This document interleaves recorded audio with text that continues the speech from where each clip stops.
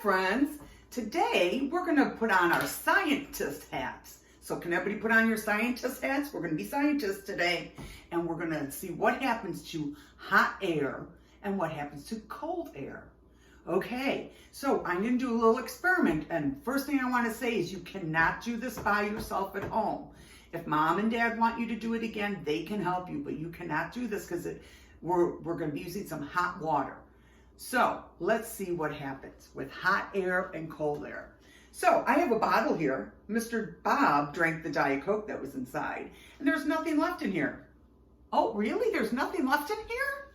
Who knows what's inside this bottle? There's no more Diet Coke in there, but what else is in there? I wonder. Oh, you think there's some air in that bottle? Maybe you're right. There's air inside the bottle. Just like there's air all around us. We just can't see it, but there's air in that bottle. So this is what we're going to do. I'm going to take a balloon and I'm going to stretch it and stretch it. And then I'm going to trap that air inside that bottle so it can't get out. So I put the balloon on top so it looks like a balloon hat, but look how flimsy that is. Look how flimsy that is. But there's air trapped inside now. Now, before I started taping this video for you, I made sure the water in my microwave was boiling hot. So now I'm going to put on my trusty oven mitts, and I'm going to go to my microwave right behind me and get out some hot water. So be very careful, Miss Paula. Here we go. Ooh, I can see the steam coming off the top of it. That means it's super hot. Look, the steam is rising up. Whoops, that was kind of loud, Miss Paula. Okay, so here's our hot water. We have our bottle that is empty except for air inside with a balloon on top to trap that air in there. We have a bowl of hot water.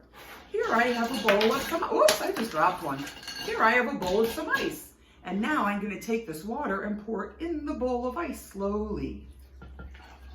I'm going to pour that water in there. So we have some hot water, and you can tell it's the hot water because I have it on the hot pads on my counter so I don't burn my counter. And then I have some cold water, and we can tell that's the cold water because it has the ice in it. So we have hot water, we have cold water.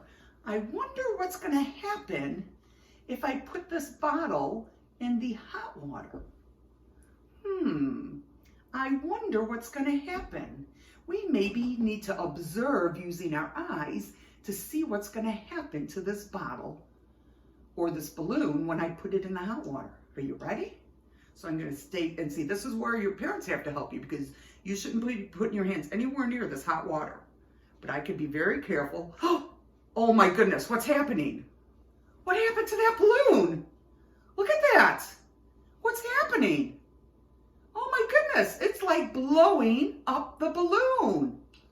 The air in the bottle is getting hot from the water that it's sitting in, and the air in there is rising up and blowing up the balloon because it has nowhere to go. Hot air rises up.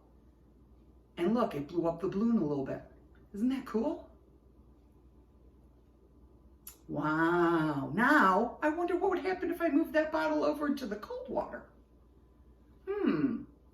Let's take a moment to think. Use your thinking fingers.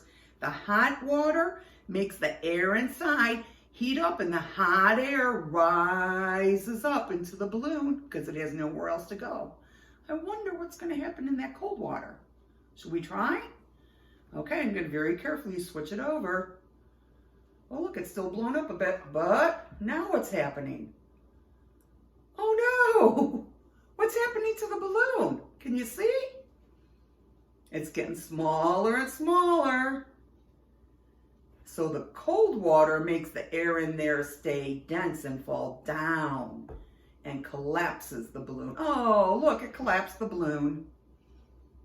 So the cold air makes the water go down, the cold water makes the air go down, and the hot water makes it rise up.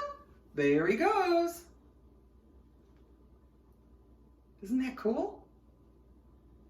So again, using your observation, using your eyes to observe, you're seeing that the hot water makes the air inside the jar, that you can't see the jar, you can't see the air in there, but it makes the air in there all rise up because it's hot. Hot air rises up.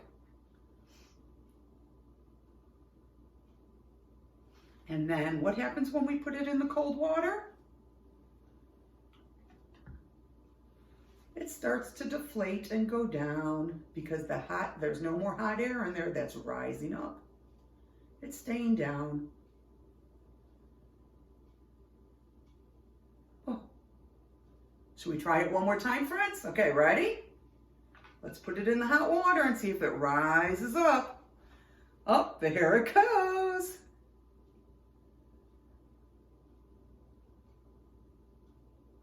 Remember, the hot water makes the air inside, the air we cannot see with our eyes, but there is air in there. It rises up and it has nowhere to go, so it goes up into the balloon and blows up the balloon a little bit. Now I wonder if we had a bigger jar than this and a bigger balloon. Do you think that maybe the balloon might blow up even bigger because it has more air trapped inside there? I wonder. And here's one more try. And there it goes. Slowly letting the air out and go down. Not out, but it's going down into the bottle because it's in the cold water, which does not allow the air to rise up anymore. Okay, friends, thank you for doing this experiment with me. I have an assignment for you now. On a journal page or on a piece of paper, I want you to draw what you observed here today. Draw what you observed. What did you see happening? What did you see happening when we put the balloon on top of the bottle and we put it in the hot water?